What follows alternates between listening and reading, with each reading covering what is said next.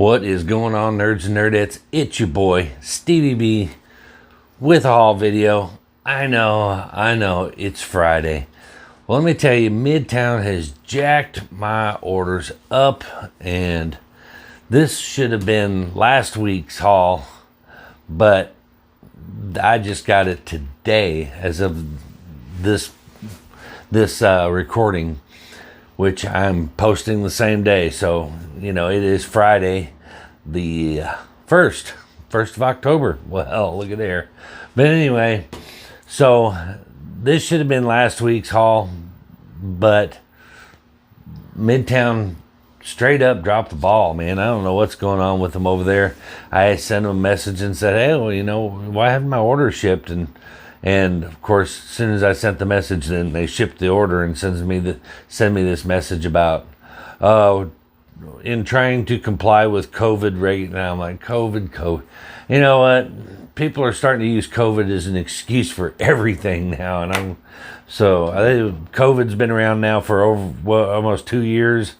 And they've been shipping these books to me for the last at least 6 months, and I ain't had any problem. Did COVID just pop up all of a sudden? No, it didn't. So anyway, but no big deal. So I got last week's. So what's going to end up happening is probably going to do this today, Friday, for this week's haul that should have been here Tuesday. And then Tuesday you'll get next week's haul because it's already in the mail and should be here tomorrow. That's how close together they're in. But anyway, let's just dive into it. I got my Midtown. I got a few other stuff that I got for my PC off eBay and other sources that might interest you, so stick around. Otherwise, it's Midtown, same shit y'all always getting. Everybody's getting the same shit, right? But anyway, the Flash number 774. But just in case you don't know, this is the first appearance of Nightmare, and one of my subscribers, my buddy Magoo Fitzfarter, there you go. There's your Flash book, man. Tell me I don't buy no Flash books. Not enough Flash books. There it is. Flash 774. First appearance of Nightmare. Next up, Miles Morales, Spider-Man number 29. Funny story, we'll get to that in a minute.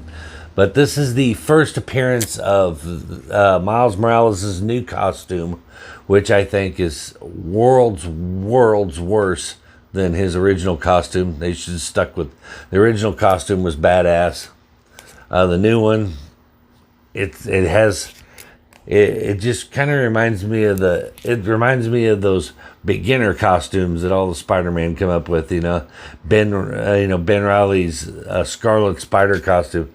The hoodie and all this. It's just kind of like, oh, I need a costume, and they threw it together at the beginning, and then this seems like the end result after. So I'm not a fan of the new costume. Hopefully they'll bring it back and realize that was a dumb idea.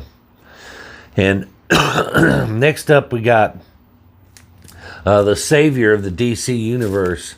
Got his own title, so I had to get one. The new baby Yoda of the DC universe. King Shark number 1. Yes, I know, I'm roasting Squatchy. For those of you that aren't in on the inside joke, Suicide Squad came out, and Squatchy had said that King Shark was the star of that movie and was going to single-handedly resurrect the DC universe and be the new baby Yoda. I just laughed at him. And then I saw the movie and I laughed even harder. I was like, oh my God. But anyway, I picked one up because aside from all that, I do like the King Shark character when done right. Suicide Squad movie, not so much. The Flash, they did it right. They should have used that design for King Shark, because man, that was badass in the Flash series. But anyway, on to the next one. We got Moon Knight number 3. And this is the first full appearance of Hunter's Moon. So this Moon Knight stuff's kind of blowing up. New characters that pop up in this. Good chance you're going to see them again in the series. So good idea to pick them up. Next up, I've been picking all these up, and of course, I got that that now famous pink blank cover. Wink, wink, nod, nod. Sweet Paprika, number 3. And I'm not gonna bust it open, but I keep picking them up, and I don't know why. I have a problem. I have a problem. I don't know. It's Sweet Paprika. It's Image titles. I try to pick up anything new that sounds interesting or seems interesting, more of a spec of something, and this is purely spec. The Sweet Paprika stuff, it's just purely spec. I'll see what it does. I'll pick up the first 5 and hold on to them, and if they don't do nothing, they'll end up getting sold or something, maybe. I don't know. I haven't read it. I'll be honest, I haven't read it yet, so I'm not sure if it's any good.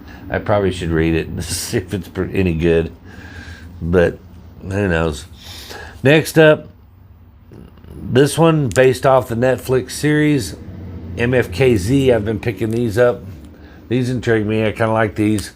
Pretty good, but yeah, that's number 4. Yeah, I'm gonna keep picking these up. I don't know when I keep picking them up till I get bored picking them up. Who knows? And of course, we got King Spawn number 2, that really nasty McFarlane cover. So I'm stoked. Here's the thing about McFarlane, man. Just about anything he touches turns to gold for a minute, and then for a minute. It kind of blows up, and then it kind of fizzles after a while. But I'll catch them. I'm trying to get in on the Spawn stuff because Spawn is a great character, and I got off of him, because I was on this screw Todd McFarlane phase when he pissed me off at a convention. But that's a long story. Oh, speaking of stories here, I got Amazing Spider-Man number 29. And the reason I picked this book up is because I fell into the trap that y'all have said about this website over and over and over again, and I defended it because I still think it's a great tool to use. It's not a tool to help to make you decide which books to buy. You make up your own mind. It's not for that. It's not a speculations. It's not the idiot's guide to comic book speculation. So don't go use the site to decide which books you want to buy. Buy what you feel like buying. Use your instincts. Use your gut. But this one, remember we were going back. We were. I was telling you this book here, Miles Morales Spider-Man number 29 was the first appearance of Miles Morales' costume. Well, the solicitation for number 30 is the first cover appearance of Miles Morales' costume, and in the footnote it says which debuted in Amazing Spider-Man number 29. I thought, that's odd, but okay, I'll pick one up. Just little typo, I think. Debuts in Miles Morales Spider-Man 29. So I picked this up for basically no reason. But it's a cool cover, the Immortal variant. Cool cover, so I ain't too mad. Wasn't expensive. Next up, this is a throwback. Went back and bought number 1 of this. Yeah. But it's the last book you'll ever read, number 1. I just got number 2, and number 3 is ordered, I think. So, kind of intrigued for this. As it turns out, I do have number 1 of this already. I just got the different cover, this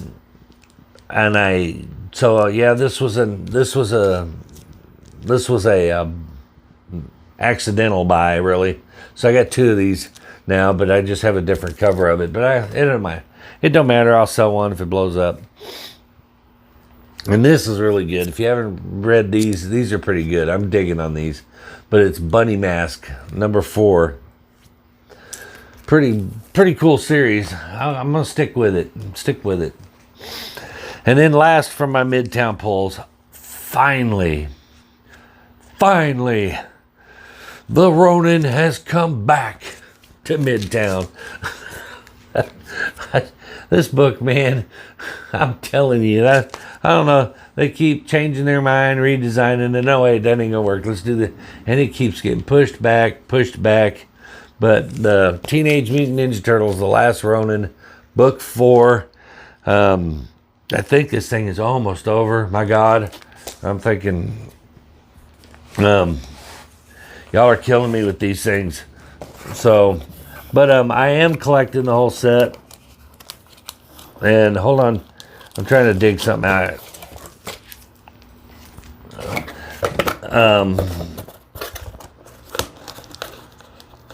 Oh yeah, of course. The more you hurry, the more you can't get a hold of them because damn things won't come out. But anyway, I do have book 1. I really snagged this retailer incentive for book 1 for cover price. It was a pretty gnarly snag. I dig it. I was glad I got a hold of that. But and 2 and 3, I need to find some more Golden Age bags because these I hate look at all the magazine sizes are way too big. Words cannot accurately express how much I hate these prestige format oversized comics. I hate them. Do they not know people hate these things? I mean, some of you don't hate them. Some of you are all right with them. But I think if you get a Golden Age, I don't collect enough of that size of books to warrant buying a bag of Golden Age comic book bags. So I just need enough for these a few of them. But I guess I'm going to have to break down and buy some bags and boards for that size. But absolutely hate that format. I wish they would quit doing it. Black Label DC, stop it. You suck. Quit it. But anyway, that was my Midtown haul. Now on to some eBay pickups, my other pickups that I got for my PC. Some cool stuff. This I picked up a lot of these, basically lot meaning more than one, not a ton, but I picked up. I'm still on the chase. I started these, kind of fell off. You get on a path of I want to collect all these. And then all of a sudden, while you're on this path of collecting, something strays you away from it, and they get left over here in the back burner. But I'm back on them, and that's the Wizard exclusives, Wizard 1/2s and the Wizard 1/0s. So, but this one had one book in it that I really wanted, and it was in a lot of 5. So I got all 5 of them for $1.75. So you can't beat that. But it came with X-51, the Machine Man, number 0. Thunderbolts, number 0. And this one, I believe I have this one already, but this is the second one. I got the Tales of the Darkness 1/2. And it comes, and they all come with these little, the 1/2 issues come with these little Wizard COAs, which I kind of laugh at because it's a COA that doesn't tell you anything. It's not. It just says you have this book, but it's not a limited edition. So many copies. It's not signed. The COA isn't really unnecessary. But I got it for actually 2 books that I got it for. And one was The Undertaker, number 1/2. That is just nasty cover. I dig that. man, there's our, COA. It says, hey, you have a copy of The Undertaker, number 1/2. And then this one, and this was Hulk number 1/2. I just dig that. Like I said, my buddy Jason Sizemore, the comic book preacher's got me on some Hulk. So I'm trying to put together a run of Red Hulk right now. So I'm digging that. So I was happy to get that. And next up is a little spec book. Thought process behind this. I didn't get it off of Comic Tom 101. I didn't, read it on some spec sheet or nothing. It's just it's just a book that I thought, might be a good idea to pick this up. Because they are doing Spider-Man movies out the ass, and they're recycling the same villains over and over and over and over again. Green Goblin, Vulture, Sandman. They're bringing Sandman back. Dr. Octopus. I mean, they've already done all the major marquee players. So all these, so they're gonna eventually. This is a long-term play. This isn't nothing that's gonna pop up, start spiking in a week. But eventually, they're gonna be hard pressed. They're gonna go, well, I don't want to do this again. We need somebody different. And one of the coolest Spider-Man villains that doesn't ever get any love, seems like, but you hardly ever hear anybody anything about it, was the Doppelganger, the Spider-Man Doppelganger. I mean, really, he was kind of like a Venom-like character before Venom was around. He had the 8 arms, had the razor teeth. I mean, he was a cool character. And so there's a possibility you could possibly see that character making a cameo at some point, or, getting thrown in there. Spider-Verse, I mean, they're bringing in all the Spider-Man variants. Doppelganger may show up in 3, you never know. But anyway, this is the first appearance of the Doppelganger in Infinity War number 1. So not a bad, still a really reasonably priced book. And also the Infinity War is a pretty key storyline, pretty key event. So it's not a bad one to have either way. But so I picked one of those up. And next up, this actually came from a customer. Came in and said, I heard you like comic books. And I was like, yeah, I have a YouTube channel. And he said, well, I have some comic books. Would you like, if I brought them in, you want to look at them? And I might sell them to you. And I said, oh, absolutely. Anytime you want to bring me some comic books, I'm all about it. So he brings in this stack. Half of them, 90% of them are bagged and boarded. He's got some 12 centers, some Silver Age in there, some pretty decent stuff, but nothing mind blowing. And the old stuff that he had was beat to shit pretty bad. But he had one that caught my eye, and it's from the 70s. It's it's a nice little 50 center, but it was in really good condition for the shape, or for the age. And it's the origin story of the Batgirl and Robin team up, but it's in Batman Family Giant size, number 1. And he gave that to me.